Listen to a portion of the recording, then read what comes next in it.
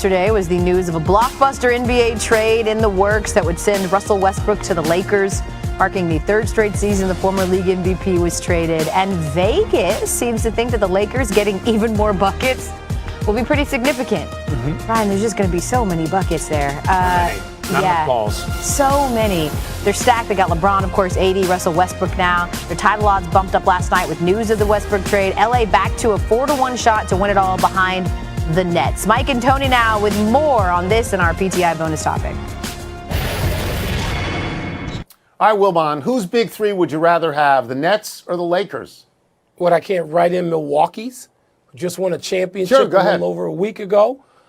Tony, I'm not as covetous of these, sort of super team arrangements, these two, as most other people who follow basketball crazily like I do am. I'm just not. I like watching them, obviously. I'm going to love watching them in the new season that's going to start presumably in late October.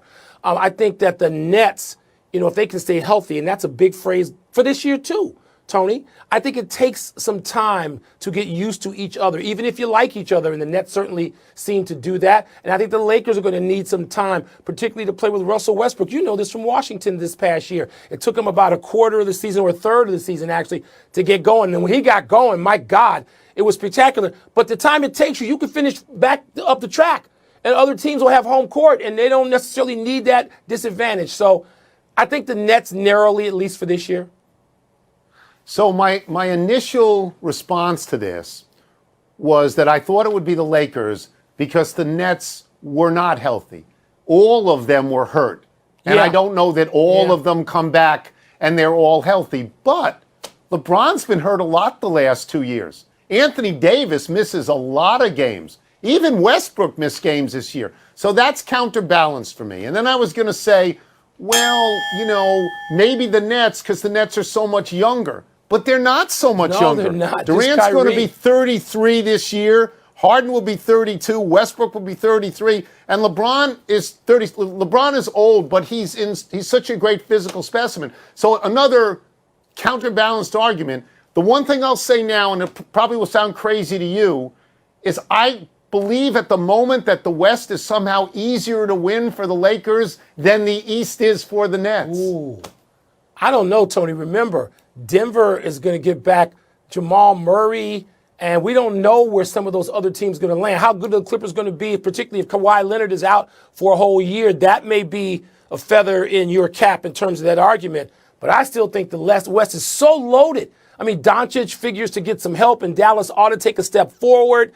I don't know, but I'm going to take Brooklyn just by a hair, and let's destroy this videotape so I don't have to justify it later. That's great. You took a hair is something neither you nor I have at the moment. Don't know much about so taking them by a hair is very good.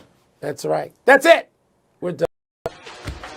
Also, Westbrook putting the West in Westbrook. He's hanging out there after just one season in the district where he averaged for the fourth time in 5 seasons a triple-double for the year.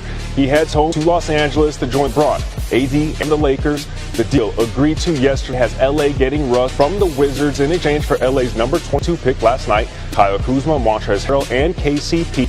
The trade isn't official until August 6th when the salary cap becomes official, and when it does, the Lakers are far from done. That's because LA only has 5 players currently on the team, 4 of which are on guaranteed contracts. They have over $120 million allocated next year to their new big three and have about $130 million on the books overall, including dead money. There is a ton to get to, so none better than ESPN NBA front office insider Bobby Marks to break it down now, joining us this morning on SportsCenter. Bobby, good morning.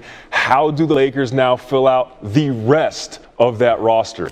Yeah, there's a lot of work to do in Los Angeles as far as offseason, and as you saw with that chart, $130 million tied up with five players, $6 million below the luxury tax. But the Lakers do have free agents, Talon Horton-Tucker.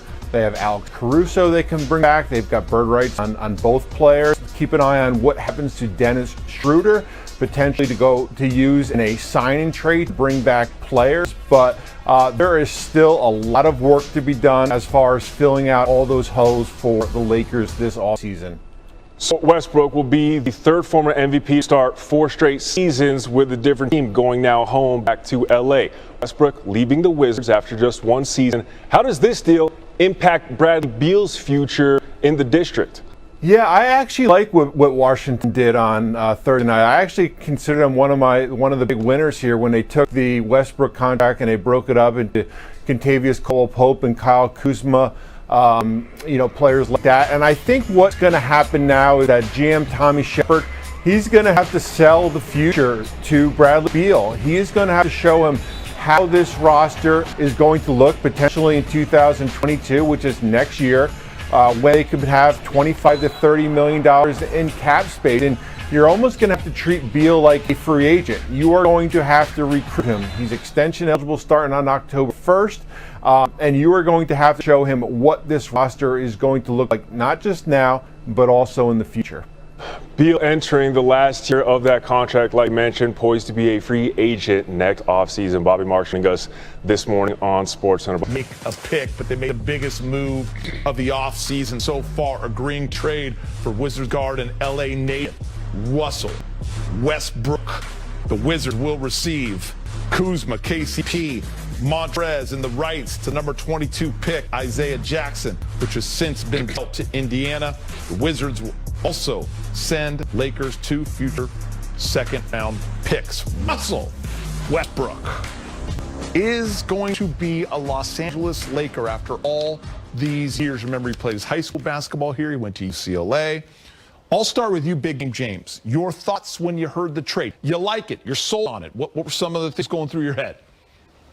He's an old boy, and he's back home, and I'm totally sold on it, 100%. To be able to acquire a player like Russell Westbrook at this stage of his career, where he pretty much knows what he wants, what he needs to do, and to land him with LeBron at LeBron's stage of his career, he's a closer.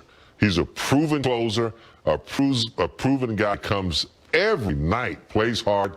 When he gets going, he's not a great three-point shooter, but he puts so much pressure on the defense. He can pull up for those 15-footers, but I think his leadership, let's say LeBron's out of the game, or I think it's someone that, we can rely on with the ball in his hands. I think it's a great mix. He wants to win a championship. He really wants to win a championship, and I think that's a big deal for him, So he's going to do whatever it takes, whatever attitude he needs to have, whatever game he needs to play. I think he and LeBron kind of understand each other. I think it's lethal that we get a player like that. He's got 2 hearts in his chest. He does. And he doesn't take nights off. No, he does not. Yeah, great calls, James, right there for sure. This guy just doesn't give up. He never stops. He will definitely help the Lakers pace, which was a pretty pedestrian 16th in the NBA last season. That's going to change right now. Don't forget his offensive rebounds, his defensive rebounds, another thing that he will help immediately with the Lakers. Again, they were 16th in rebounds. Not great, very mediocre. Very good defender still. Very high-end defensive player. What fastest players I've ever seen in my life, and he is now a Laker. I guess not officially. It's going to happen in about a week officially, but both teams have agreed to it. A huge pickup for this franchise. I mean, he averages triple-doubles throughout the whole season. And Ali, I guess, listen, you're going to go on social media. You're going to talk to friends. Everyone's going to have an opinion. What box does it check? How does he fit? All that stuff, and we'll dive into it. But one thing is clear: it is hard to get a future Hall of Famer on your team when you already have a couple others on there. And the Lakers did that.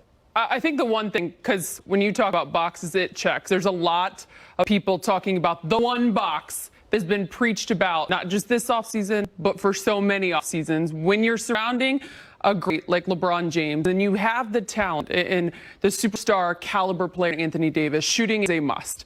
And so when you pick up Russell Westbrook and you want to say, but he can't shoot, excuse me.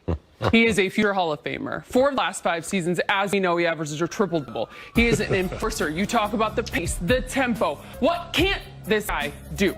The stability, the way in which he approached the game, you talked about it. He will not cheat you with effort. This is huge. I said it last week on the show. You did. I struggled to step aside and not be excited about this. I'm over the moon, through the sun.